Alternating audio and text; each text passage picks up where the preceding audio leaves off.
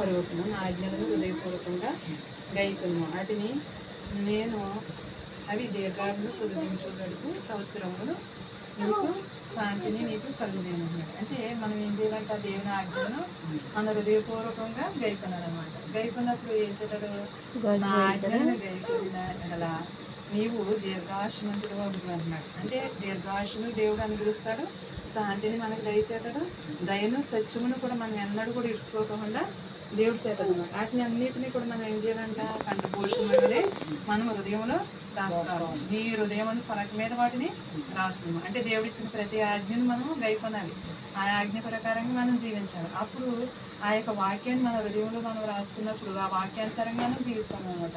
ఇక్కడ ఉంది కదా, మీ యొక్క ఎముకలకును సత్తువును నీ యొక్క దేహమునకు ఆరోగ్యం కలుగుతుంది అన్నాడు.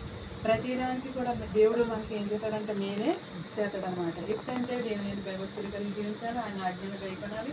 అట్టి విధంగా మనం జీవించినప్పుడు దేవుడు మనల్ని ఎంతగానో ఆశీర్వదిస్తాడనమాట. మనకి కలిగిన దాన్ని బట్టి మనం దేవుని స్తుతించాలి. మనకి ఈరోజు ఇలా ఉన్నామంటే అదంతా ఆయన కృప అనమాట. మనకు ఆరోగ్యం ఇచ్చాడు, ఆయుష్ ఇచ్చాడు కాబట్టి దేవుడు గతించిన సంవత్సరాలన్నీ కూడా దేవుడికి ఆశ కాపాడు.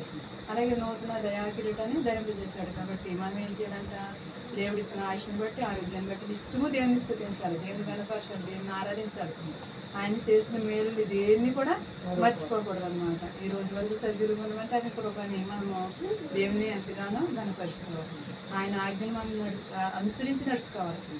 అవి దీర్ఘాయువు సుఖజీవితో గడుపు సంవత్సరాలు శాంతిని దేవుడు దయచేస్తాడు అనమాట. అలాగే జ్యోతికి దేవుడు దీర్ఘాయుషును సుఖజీవితో గడుపు సంవత్సరాలను శాంతిని దేవుడు కలిగేయాలని దేవుని సన్నిధిలో మనం ఈ సమయంలో ప్రార్థన చేస్తున్నాం.